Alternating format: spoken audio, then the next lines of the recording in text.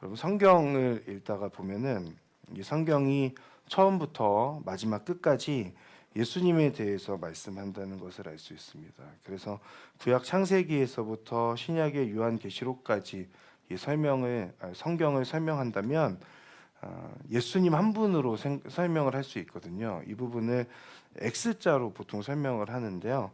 화면을 잠시 보시면 구약 처음에 아담에서부터 하나님의 그 사랑과 하나님의 그 계획이 점점점 좁혀지면서 신약의 예수님의 탄생으로 이어지죠. 그리고 예수님께서 탄생하신 그 이후부터 다시금 신약으로 가면 그 은혜와 그 사랑이 열방으로 흩어지는 것을 볼 수 있습니다. 구약은 하나님의 창조와 탄생 이후 이스라엘의 역사가 기록되어 있잖아요. 그 가운데 이스라엘이 범죄하게 되죠. 하지만 그 이스라엘을 사랑하셔서 구원의 길을 내주시는 하나님, 이스라엘뿐만 아니라 모든 인류를 향한 그 사랑, 그 구원의 길을 알려주신 하나님이 설명이 되어 있는 것입니다. 신약은 인간이 이해할 수 있는 가장 확실한 방법, 하나님께서 인간이 되신 사건, 즉 예수 그리스도의 탄생이죠.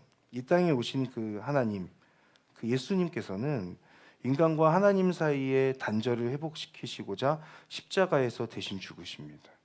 대속의 죽음, 그 은혜를 통해 인간은 하나님께 나아갈 수 있게 된 것이죠. 그리고 그 은혜를 경험하면 예수님을 모르는 사람들에게 예수님을 전하게 된다라고 하는 것이 결국은 성경의 처음부터 마지막까지 기록되어져 있는 내용입니다. 그렇기에 예수님으로부터 온 세계로 하나님의 사랑이 증거되는 것이고, 우리는 하나님의 파트너로 하나님의 손과 발이 되어서 복음을 전하는 자들이 되는 것이죠. 그래서 보통 성경을 간편하게 이 X자로 설명하고 정중앙 그 교차점에 예수님이 있다라는 것으로 그렇게 설명할 수 있습니다. 예수님께서는 이 땅에 오셔서 하나님의 나라를 말씀하셨습니다. 예수님께서 이 땅에 오심으로 인하여서 이미 임한 하나님의 나라이고, 다시 오실 예수님으로 인하여서 찾아올 아직은 임하지 않은 하나님의 나라이죠. 그 하나님 나라 안에 살아가는 우리들의 역할은 하나님의 나라, 그 하나님 나라 안에 사는 기쁨을 누리는 것입니다. 하나님과 함께 교제하며 하나님과 친밀함을 누리는 삶을 살아가게 되는 것이죠. 그러나 동시에 사랑하고 믿는 그 하나님을 내가 받아들이고 사는 것으로 끝나지 않고 증거하는 삶으로까지 연결되어지는 것입니다. 복음을 전하는 삶, 복음을 전하는 증인으로서의 삶, 선교의 삶이라고 할 수 있습니다. 이것은 부활하신 예수님께서 승천하시면서 우리들에게 해주신 말씀이기도 합니다. 성경에 기록되어져 있는 부활하신 예수님의 내용을 보면 마태복음, 마가복음, 누가복음, 요한복음의 전체 분량에 비해서 예수님의 부활 이야기가 굉장히 그 분량이 적지 않습니까?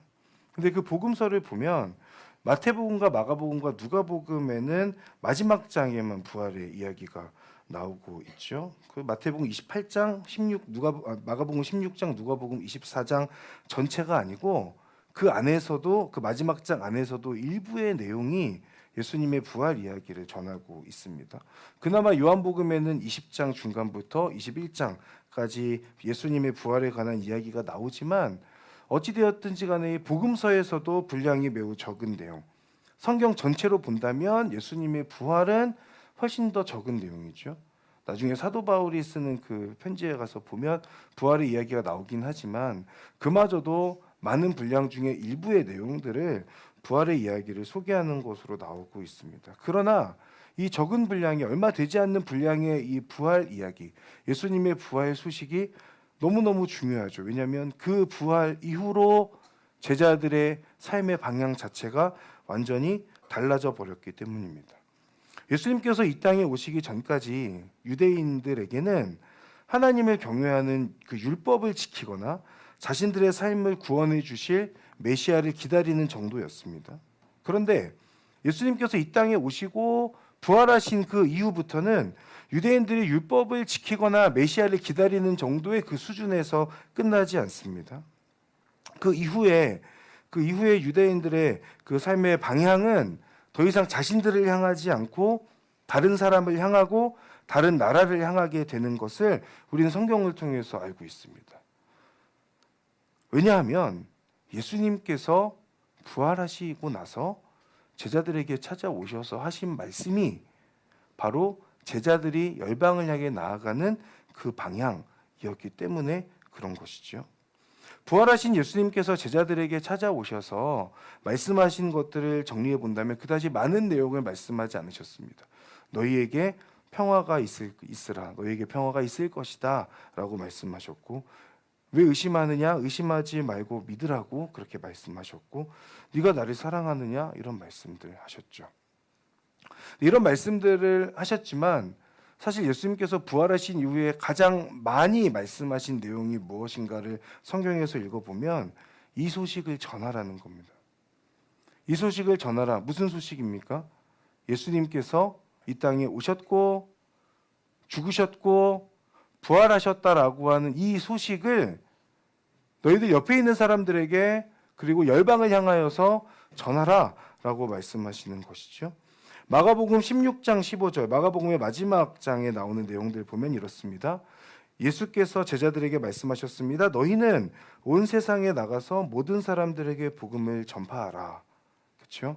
온 세상에 나가서 모든 사람들에게 복음을 전하라 말씀하셨고, 누가복음 24장 46절에서부터 48절의 말씀을 보면 예수께서 그들에게 말씀하셨습니다. 이렇게 기록되어 있다. 그리스도께서 고난을 겪고 3일째 되는 날 죽은 사람들 가운데서 살아날 것이며 또 예루살렘으로부터 시작해 모든 민족에게 그의 이름으로 죄 용서를 받게 하는 회개가 전파될 것이다. 너희는 이 일들의 증인이다. 아멘. 이렇게 말씀하고 있죠. 예수님의 고난 그리고 부활의 이야기를 예루살렘에서부터 모든 민족에게 전하라 라고 그렇게 예수님께서 말씀하고 계신 겁니다. 이처럼 예수님께서 이 땅에 오셨고 고난 이후에 죽으셨고 부활하셨다는 그 사실을 모든 사람들에게 모든 민족에게 전하라. 이것이 예수님께서 부활하신 이후에 제자들을 찾아오셔서 반복하신 말씀, 승천하시기 직전까지 말씀하신 내용입니다. 오늘 우리가 봤던 본문, 너무나 잘 아는 본문이지만 사도행전 1장 8절부터 9절 이 말씀 우리 함께 한번 읽어보면 좋겠습니다. 함께 읽겠습니다. 시작.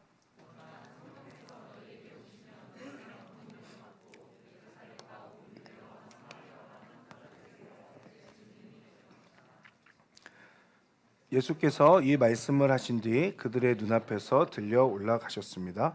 그리고 예수의 모습이 보이지 않게 됐습니다. 아멘. 9절에 이 말씀을 하신 뒤에 승천하셨는데 여기에서 이 말씀이 너무나도 유명한 말씀이지 않습니까? 그러나 성령께서 너희에게 오시면 너희가 권능을 받고 예루살렘과 온 유대와 사마리아와 땅끝까지 이르러 내 증인이 될 것이다. 예수님께서는 제자들을 향하여서 증인의 삶으로 초대하고 계신 겁니다. 이것이 아까 처음에 제가 말씀드렸던 이 성경을 X자로 설명할 수 있는 근거가 되는 것이고, 이 명령에 의하여서 예수님께서 승천하신 이후부터는 예수님의 그 복음, 예수님께서 말씀하신 그 사실 그대로 온 열방을 향하여 전하기 시작하게 되는 것이 제자들의 삶이었던 것이죠. 예수님을 믿는 모든 사람들, 저와 여러분, 이 자리 가운데 예수님을 믿는 사람들이라면 사실은 복음을 전하는 그 삶에 대한 주님의 명령을 붙들고 사는 사람들이어야 합니다. 우리를 사랑하시는 예수님은 우리가 예수님과 더 깊이 교제하기를 원하시죠. 예수님도 우리와 함께 교제하기를 원하십니다. 그런데 우리가 예수님과 교제하는 것에 그치지 않고 그 교제하면서 누리는 기쁨과 은혜가 있다면 그 기쁨과 은혜를 전하는 데까지 나아가기를 원하시는 것이 예수님께서 우리에게 말씀하신 명령이라고 하는 것이죠. 그렇기 때문에 승천하시기 전에 우리에게 해주신 그 말씀, 그 명령은 선교였다는 것을 우리가 확인할 수 있습니다. 그런데 예수님의 말씀에서 우리가 꼭 기억해야 할 것이 하나가 있습니다. 그것은 뭐냐면 예수님께서 승천하시면서 모든 민족에게 복음을 전하라고 하신 그 말씀이 전부가 아니라고 하는 데 있습니다. 마태복음 28장 19절에서부터 20절까지의 말씀을 우리 한번 함께 읽어보도록 하겠습니다. 시작. 그러므로 너희는 가서 모든 민족을 제자로 삼아 아버지와 아들과 성령의 이름으로 세례를 주고 내가 너희에게 명령한 그것을 그들에게 가르쳐 지키게 하라. 보라, 내가 세상 끝날까지 너희와 항상 함께 있을 것이다. 아멘. 자, 여러분 잠깐 보세요. 마지막 말씀이 무엇입니까? 내가 세상 끝날까지 너희와 항상 함께 있을 것이다. 저는 예수님이 너무 좋은 것이 뭐냐면 모든 민족에게 복음을 전하라고 말씀하시면서 자, 내가 너희들 이렇게 사랑했지. 너희들을 위해서 이렇게 죽었고 살아났다. 그러니까 너희들은 내가 다시 살아났다는 그 소식을 열심히 전해야 돼 라고 말씀하신 것으로 끝나는 것이 아니고 너희들이 그렇게 전하고 있는 그 자리 가운데에 내가 너희와 항상 함께 할 거야 라고 그렇게 말씀하신다는 데에 있어요. 하나님께서 그렇게 함께 하신다는 약속을 하고 계시니 얼마나 좋습니까? 그저 그냥 그렇게 열심히 싸워라라가 아니라 나도 너와 함께 싸우겠다. 나도 너와 함께 하겠다. 내가 너를 통해 일하겠다라고 하는 그 어마어마한 의미를 담고 있지 않습니까? 그러니 이 부분을 볼 때마다 아, 복음을 전하라는 거구나라는 것으로 그냥 부담을 느끼는 것으로 끝나지 않고 아, 복음을 전하는데 선교하는데 그 가운데 예수님께서 함께 하신다고 말씀하고 계시구나라고 하는 데까지 생각이 되니까 그 예수님의 그 사랑과 예수님의 은혜가 얼마나 더 저에게 깊게 다가오고 그러다 보니 예수님이 참 좋아지는 그런 말씀 구절입니다. 제자들을 보내시면서 제자들만 보내지 않으시고 선교하라고 말씀하시면서 우리들만 보내지 않으시는 것이죠. 내가 세상 끝날까지 너희와 항상 함께 있을 것이다 약속하시는 겁니다. 지금은 돌아가셨지만 이어령 선생님 쓰신 지성에서 영성 너무 유명한 책이어서 아마 다들 보셨을 텐데 그 책에 나오는 내용 중에 진정한 리더는 누구인가라고 하는 그 부분이 있습니다. 이 부분을 잠깐 읽어드리면 진정한 리더는 앞에 서지도 않고 뒤에 서지도 않는다. 그 한복판에서 양을 이끌어가는 양치기가 진정한 리더이다 라고 그렇게 하면서 양치기에 세 가지 유형이 있다는 말씀을 하세요. 첫 번째 유형은 나를 따르라 라고 하는 유형입니다. 지팡이를 짚고 양떼의 선두에서 걸어가면 뒤에서 양들이 졸졸졸 따라가는 거죠. 목자는 리더이고 양들은 팔로워입니다. 두 번째 유형은 백업형 유형이 있다고 이야기해요. 목자가 가장 뒤에 가면서 양떼를 몰아가는 그런 모습의 목자입니다. 세 번째 유형은 양무리 안에서 함께 걷는 유형이라고 말합니다. 앞이나 뒤에 가지 않고 양떼의 한 복판에서 함께 움직이는 모습이죠. 양무리 한 가운데에서 그들과 호흡하며 함께 걷는 목자의 모습을 설명하고 있습니다. 이어령 선생님이 이 세 유형의 리더를 말하면서 마지막 유형이 현대사회에서 가장 선호하고 좋아하는 그런 지도자의 모습이라고 말해요. 그러면서 이렇게 덧붙이거든요. 진정한 지도자의 모습은 군중 속에 파묻혀 보이지 않지만 항상 바로 내 곁에 있는 분입니다. 섬김의 지도자라는 말을 많이 쓰고 있지만 진정한 그리고 업그레이드된 지도자들은 섬기는 것도 모르게 섬기는 자이어야 할 것입니다. 자신을 지도자로 생각하지 않고 희생양이라고 생각하는 사람만이 양떼를 이끌고 모세처럼 사막을 건너 가나안의 땅에 이르는 지도자의 힘을 지니게 될 것이라고 생각합니다. 라고 그렇게 기록하고 있어요. 이어령 선생님의 글에 따르면 예수님은 2000년 전에 오신 분이지만 그 누구보다 현대사회에서 선호하는 리더이자 진정한 지도자였다는 것을 우리가 생각해 볼 수 있죠. 무리 한가운데에서 함께 호흡하고 걸으며 이끄시는 리더, 군중 속에 함께 하시면 늘 함께하는 리더가 바로 예수님이라고 하는 사실이죠. 그것은 예수님의 그 부활 소식을 전하라고 말씀하시면서 그저 그 제자들을 혹은 우리들을 그냥 보내는 것으로 끝내지 않으시고 내가 너희와 항상 함께 할 거야 라고 말씀하시는 부분에서 이어령 선생님의 말씀이 증명되는 것 같습니다. 그렇다면 이 복음을 전하는 것, 선교할 것을 말씀하시면서 세상의 마지막 날까지 선교하는 너희들과 함께할 것이다라고 하는 이 말씀은 무슨 의미일까? 즉 주님께서 함께하시는 선교, 혹은 주님과 함께하는 선교라는 것은 무엇을 뜻하는 것일까? 이 부분은 이제 곧 아웃리치를 앞두고 있는 우리들에게도 적용할 수 있는 말씀일 것입니다. 주님과 함께하는 선교란 무엇인가? 라고 하는 것이죠. 첫 번째, 주님과 함께하는 선교는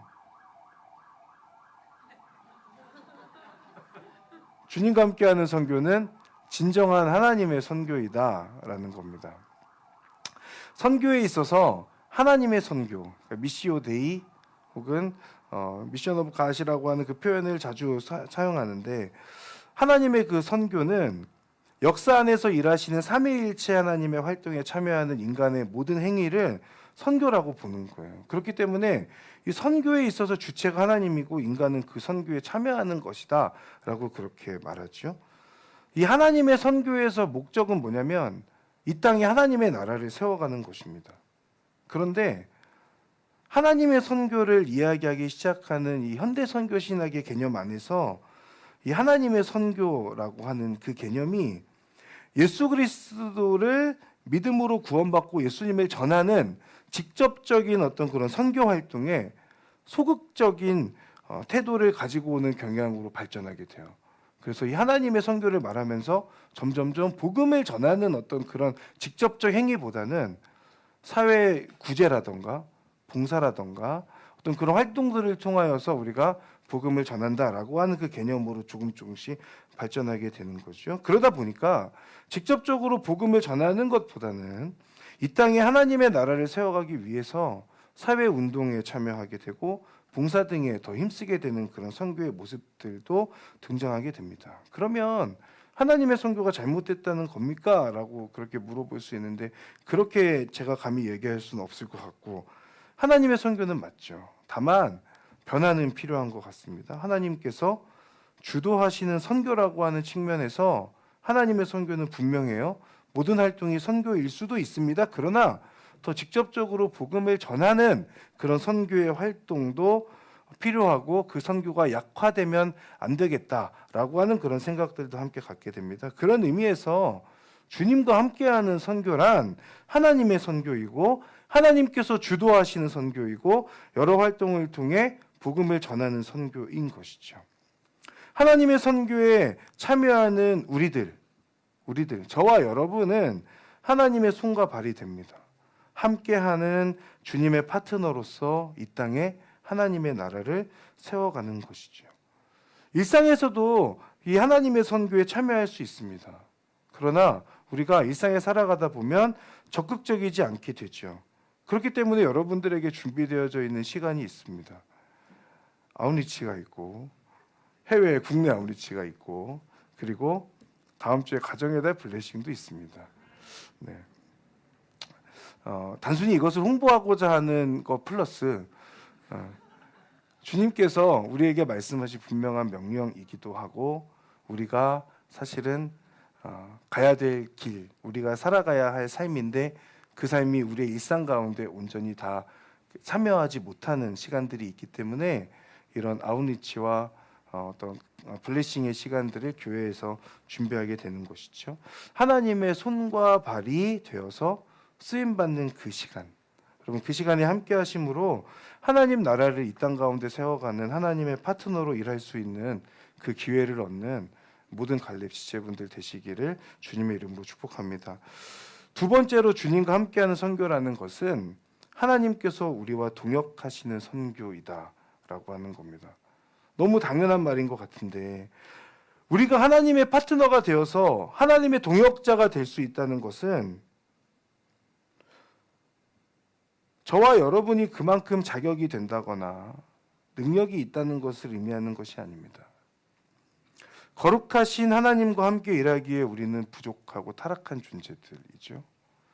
전능하신 하나님과 함께 일하기에 우리는 턱없이 능력이 부족한 사람들입니다. 여러분들의 능력을 폄하하는 것이 절대 아닙니다. 여러분들의 삶이 타락했다고 얘기하는 것 아닙니다. 저도 똑같이 능력 없고 타락한 사람입니다. 하나님께서 보실 때, 거룩하신 하나님께서 보실 때 우리는 죄로 가득한 존재이고, 전능하신 하나님께서 보실 때 우리는 무능한 존재들입니다.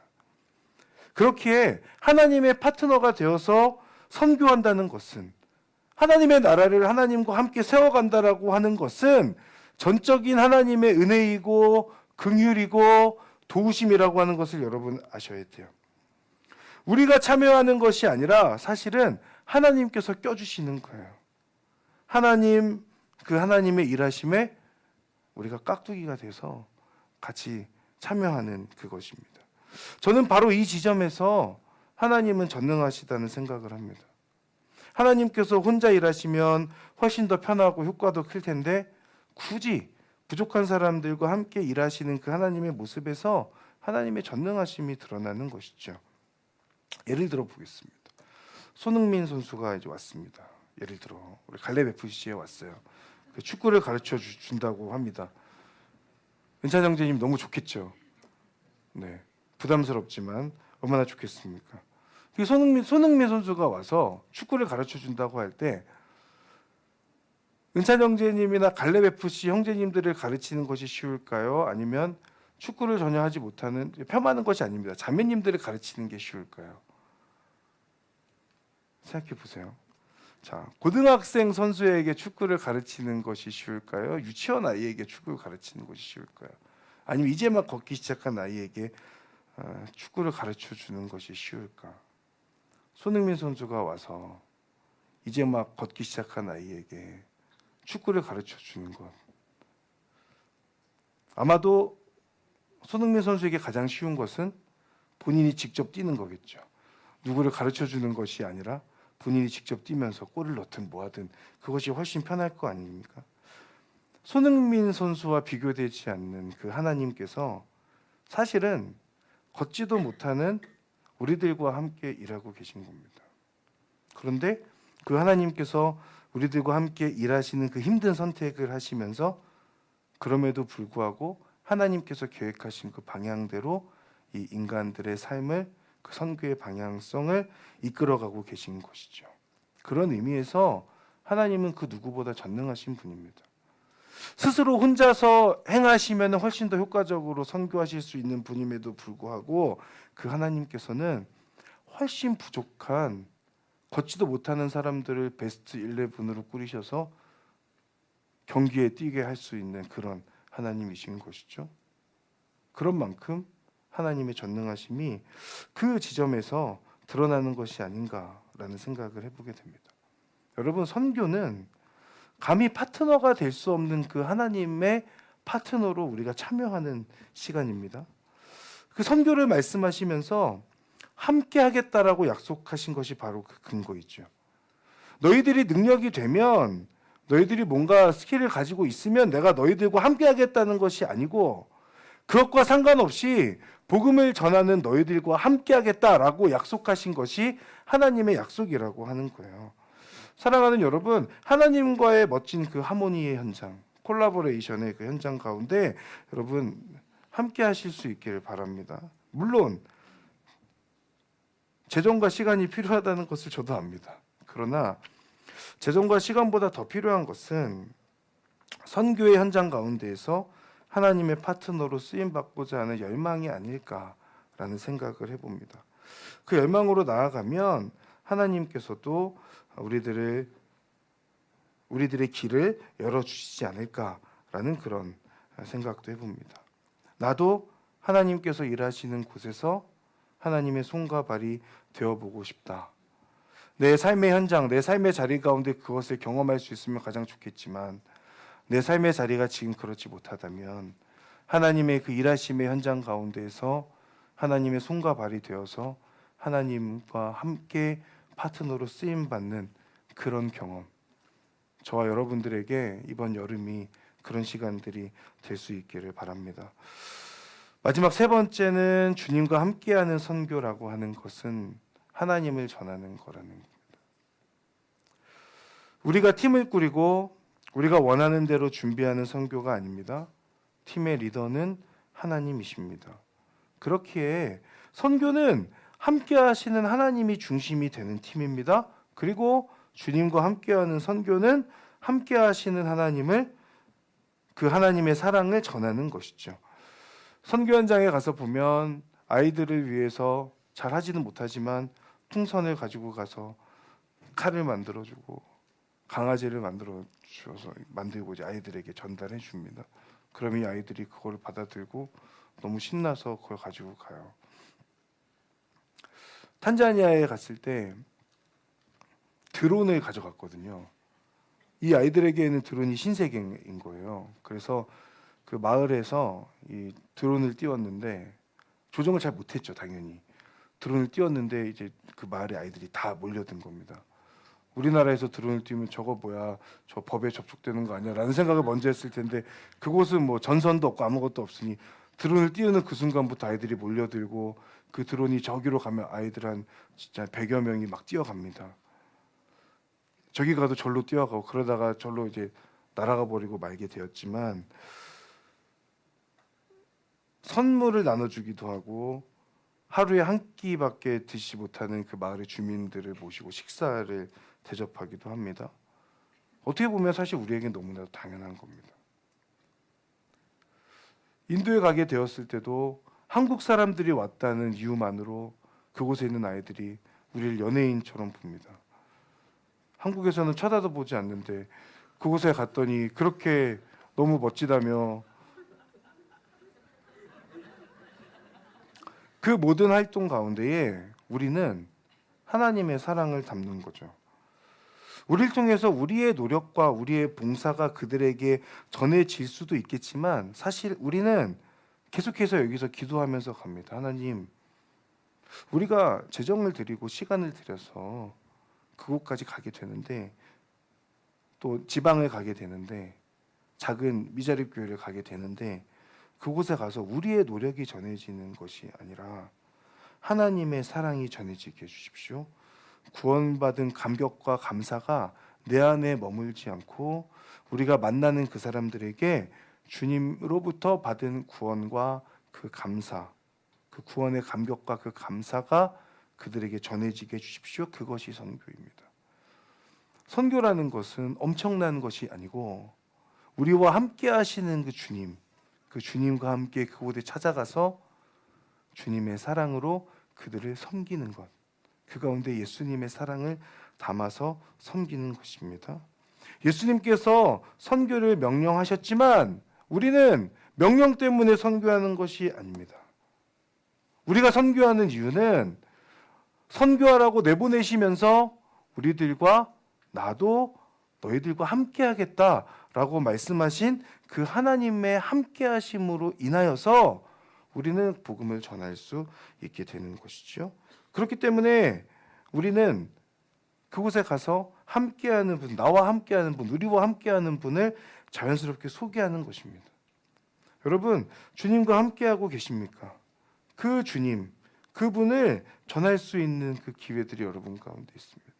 그 기회를 붙드실 수 있기를 바랍니다. 사랑하는 여러분, 부활하신 주님이 찾아오셔서 여러 말씀들을 하셨습니다. 그리고 마지막으로 하신 말씀은 모든 민족을 삼아 제자로 삼아라, 삼위일체 하나님의 이름으로 세례를 주어라, 예루살렘과 온 유대와 사마리아와 땅끝까지 이르러 내 증인이 되어라, 내가 세상 끝날까지 너희들과 함께 할 것이다 라고 하는 그 말씀이었습니다. 복음을 전할 것을 말씀하시는 동시에 복음을 전하는 너희들과 내가 영원히 함께 할 것이다 라고 말씀하고 계신 하나님의 약속의 말씀이죠. 그렇기 때문에 주님께서 함께 하시는 선교, 주님과 함께하는 선교는 하나님께서 전적으로 주도하시는 선교입니다. 이 주님과 함께하는 선교는 하나님께서 부족한 우리들과 동역해 주시는 은혜의 선교입니다. 하나님을 전하는 선교인 것입니다. 제가 오늘 왜 이 자리 가운데서 부활절 이후에 예수님에 대한 본문을 설교해야 됨에도 불구하고 같이 우리 선교하자라는 말씀을 나누는 것이냐면, 아웃리치 현장 가운데 고민하는 분들이 있는데, 그것이 해외든 국내이든 여러 가지 이유들로 고민하시는 것들을 봐요. 근데 여러분, 고민하실 필요가 없어요.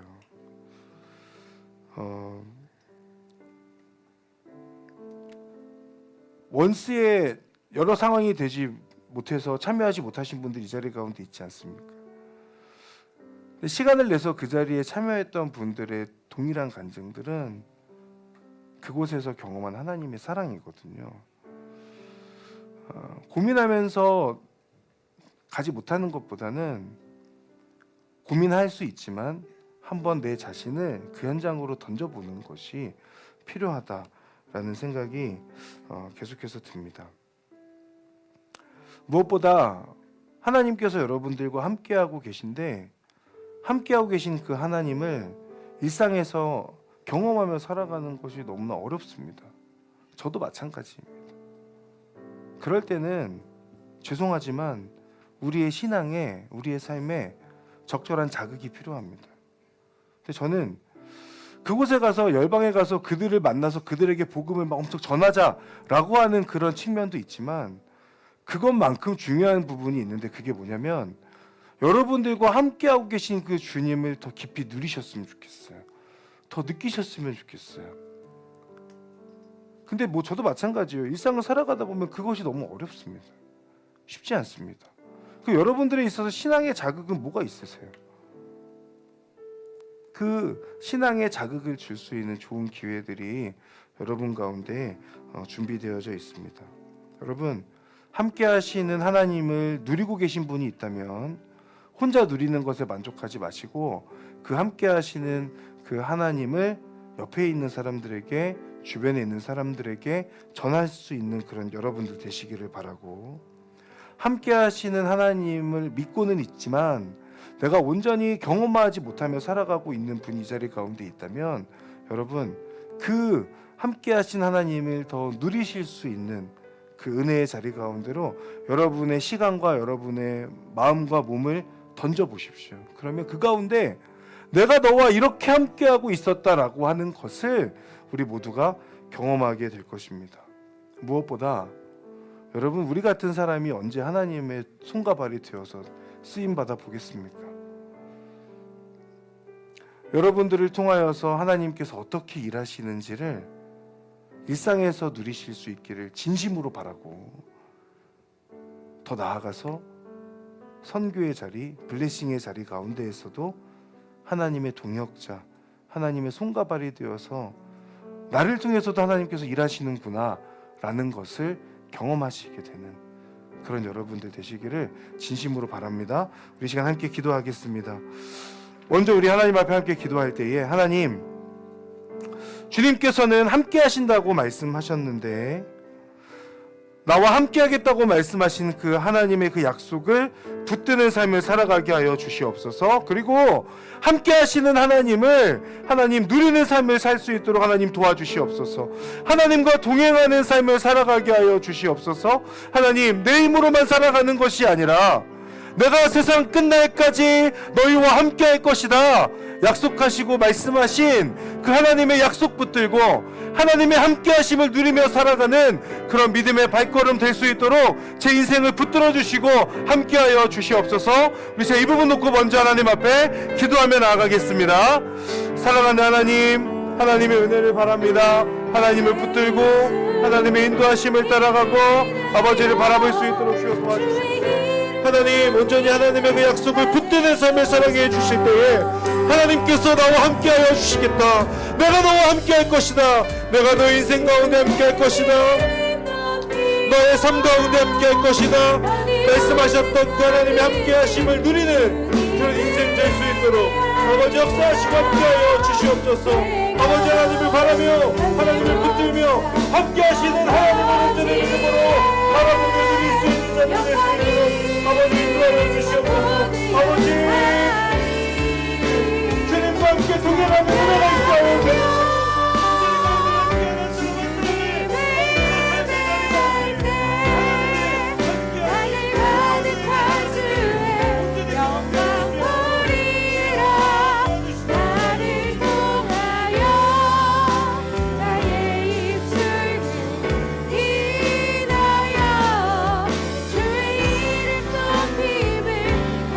주시옵소서. 지금 서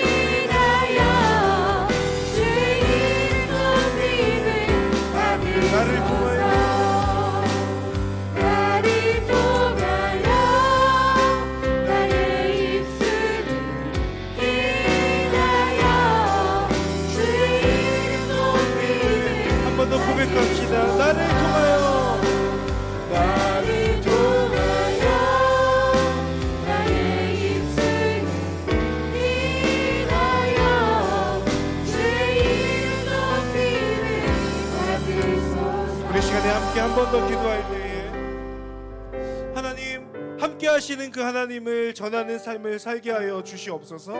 하나님 저희 삶의 자리 가운데에서 하나님을 증거하는 삶 살게 하여 주시옵소서. 함께 하시는 하나님을 누리는 것으로 만족하지 아니하고 하나님의 그 함께 하심을 누리고 전하는 데까지 나아갈 수 있는 인생 될 수 있도록 저희 삶을 붙들어 주시고 함께 하여 주시옵소서. 하나님의 함께 하심을 누리는 자가 되기를 원하지만 하나님 내 삶 가운데 먼저 하나님의 그 함께 하심을 온전히 누리지 못하는 그런 모습이 있습니다.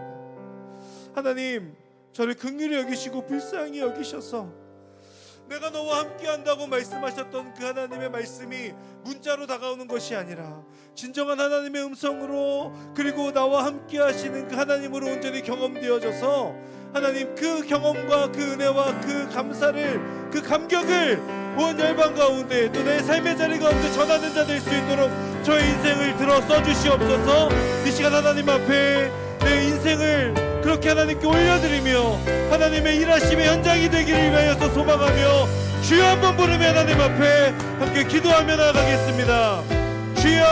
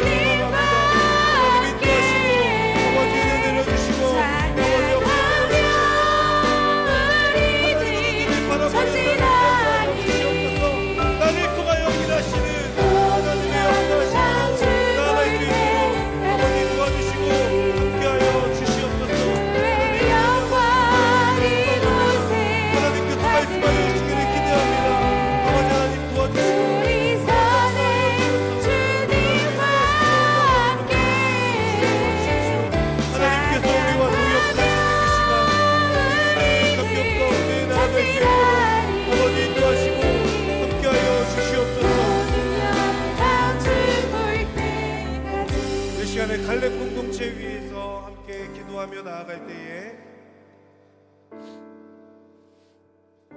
하나님 우리 갈렙 공동체가 하나님의 동역자로 쓰임받는 공동체 되게 하여 주시옵소서.